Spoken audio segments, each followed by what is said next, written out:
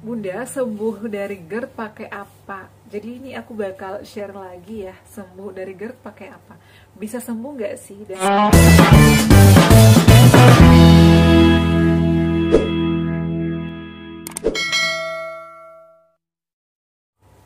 Assalamualaikum warahmatullahi wabarakatuh. Halo semuanya, kembali lagi di channel aku Adeva dan Bunda. Gimana kabarnya nih semuanya? Semoga sehat selalu ya. Nah teman-teman, di video kali ini aku bakal sharing lagi ya seputar asam lambung GERD dan sensitif psikosomatis ya, dispepsia organik dan juga dispepsia fungsional. Buat kalian yang bingung, saat ini aku adanya di dispepsia organika atau fungsional. Jadi kalian bisa melakukan pemeriksaan ke dokter ya. Di sini aku bakal bahas terkait endoskopi, kemudian ini ada juga pertanyaan dari teman-teman ya. Ini aku udah siapin handphone lagi. Jadi kalian wajib banget simak videonya sampai selesai ya. Ini aku bakal bahas dulu atas nama Iin. Kak, sembuh dari GERD pakai apa? GERD itu bisa sembuh nggak sih? Jadi sebenarnya udah banyak banget videonya aku share ya. Asam lambung GERD itu bisa sembuh nggak sih? Jawabannya itu bisa ya. Jadi kata dokter, asam lambung GERD ini tergantung dari manusianya. Mau sembuh nggak? Jadi kalau mau sembuh itu modifikasi pola hidupnya ya, yang tadinya mungkin masih suka telat makan, masih suka begadang, masih suka ngerokok, masih suka minum alkohol ya. Jadi itu harus dimodifikasi, dirubah semuanya. Tapi sulit Bunda, mau sembuh nggak ya? Jadi aku tuh kadang kalau ada yang curhat nangis-nangis ya nelfon, kadang Bunda aku tuh nggak bisa Bun, nggak makan ini, aku tuh kamu mau sembuh nggak? Jadi kembalikan lagi pada diri kita. Bunda aku itu udah menghindari pantangan-pantangannya, tapi yang satu ini nggak bisa banget aku hindari. Nih ada salah satu teman kita cowok ya, apa itu, dia tuh nggak bisa lepas ngerokok. Yang rokok itu kan bisa cepat memicu ya, karena ada kandungan nikotin itu bisa memicu banget naiknya asam lambung. Jadi itu bisa, kalau misalnya pengen mau sembuh ya hindari ngerokok ya. Nah jadi GERD ini bisa sembuh teman-teman dengan cara apa? Yang pertama adalah dari pola makan. Jadi kalau orang sakit lambung tuh pikiran orang itu, susah makan nih orang, pasti aduh kayaknya dia nggak makan deh, makanya dia kena lambung. Padahal sakit lambung itu bukan saja dari makanan, bisa dari faktor stres ya, bisa dari pola hidup. Jadi ada banyak, ada dari mungkin trauma di masa lalu, itu bisa saja terjadi. Tapi orang selalu mendefinisikan pasti dia karena telat makan, pasti dia karena makanannya berantakan ya, ataupun mungkin dia kurang makan tuh gitu ya. Biasalah kalau misalnya ada yang julid gitu.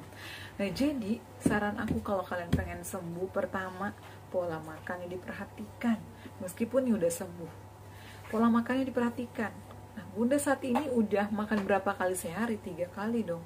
Jadi pagi itu aku wajib banget sarapan ya.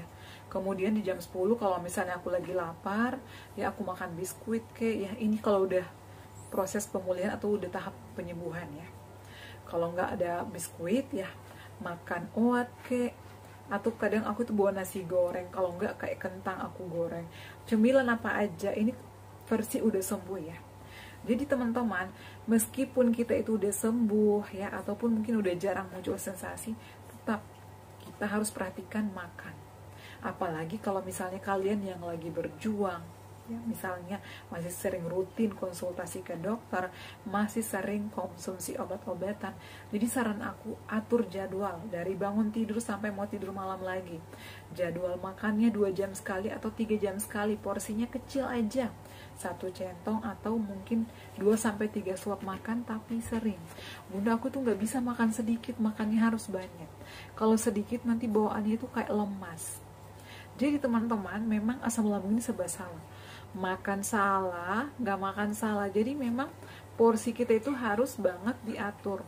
Porsinya sedikit aja, jangan banyak-banyak, tapi sering. Makanya kita itu dianjurkan sering karena masih kecil.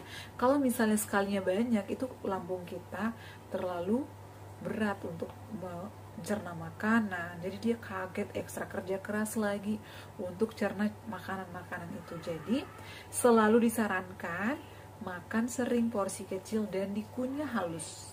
Jadi harus dikunyah sekitar 20-30 kali. Jadi sampai benar-benar jadi air. Aku tuh kadang kalau makan, orang-orang udah pada senang. Orang-orang udah pada selesai makan, aku tuh kadang masih ngunyah aja. Kadang selalu teman aku pada ngomong, kamu mah makannya penuh drama, makan aja harus dinikmati, diresapi. Padahal aku tuh pengen gitu loh, biar makanan aku tuh dikunyah sempurna, agar mudah dicerna dan nggak menimbulkan sensasi lagi di lambung. Seperti itu ya.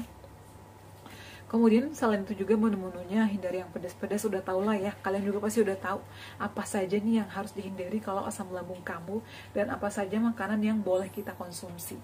Ya mungkin kalian juga udah tahu dari dokter kalian kah, atau mungkin nonton video-video yang lain, atau bahkan mungkin searching ya di Google atau di mana aja sekarang itu udah banyak banget informasi. Jadi kalian pasti udah tahu, dan saran aku dihindari selain pola makannya juga pola pikirnya.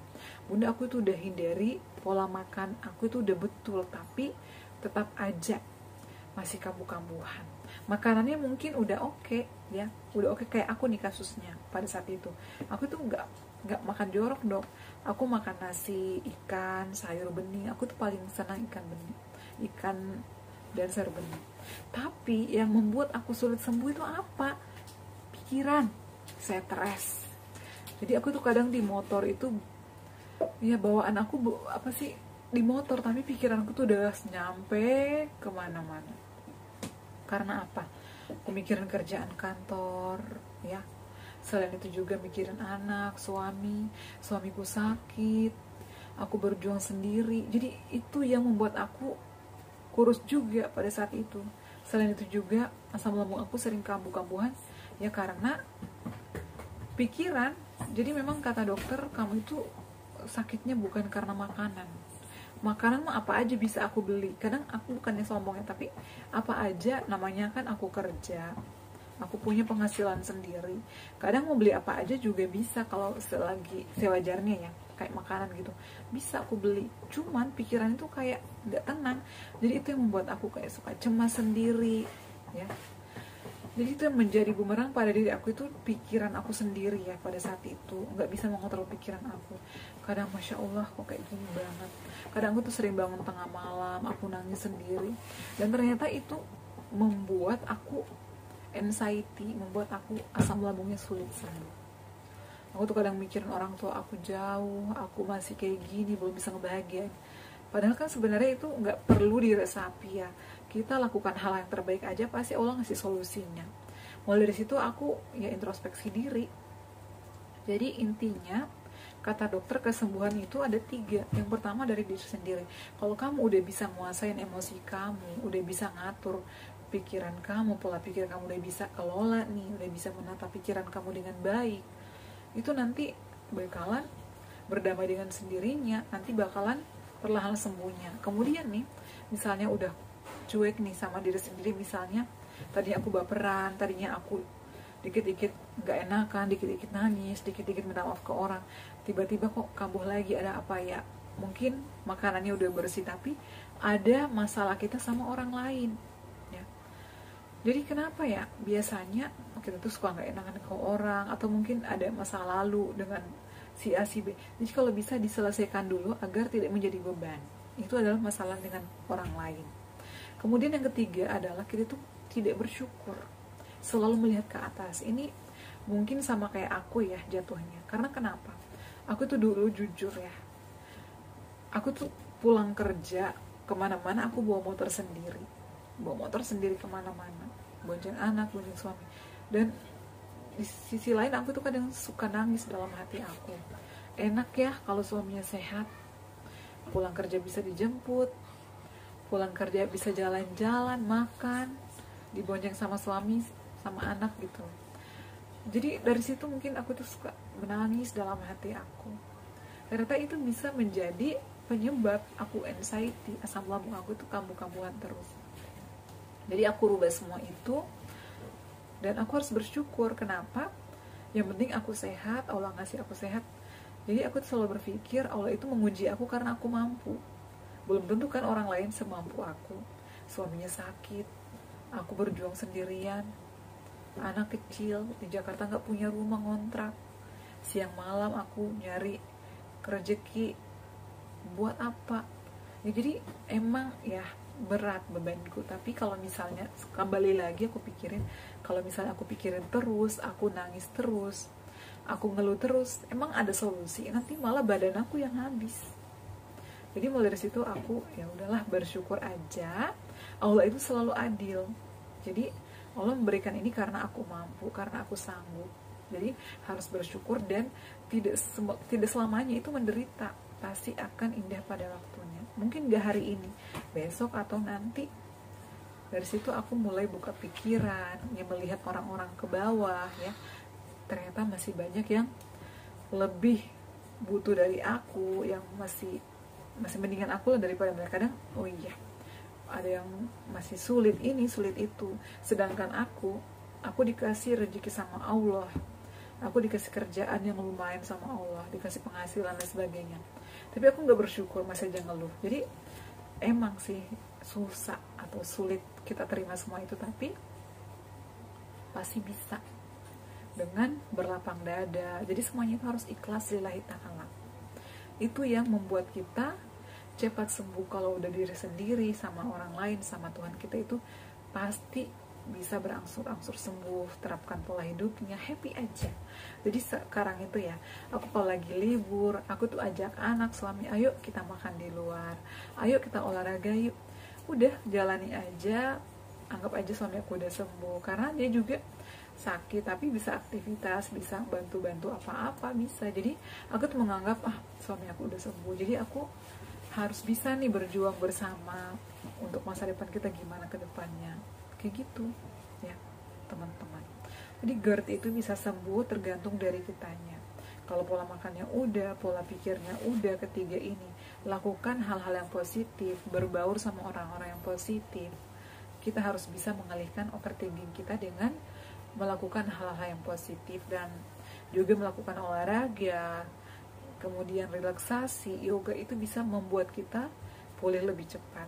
Yang tadinya mungkin kalian ada kebiasaan buruk ya, contohnya nih, kebiasaan buruk makannya banyak gitu ya, makan apa aja ya, lihat apa aja harus makan, masuk perut.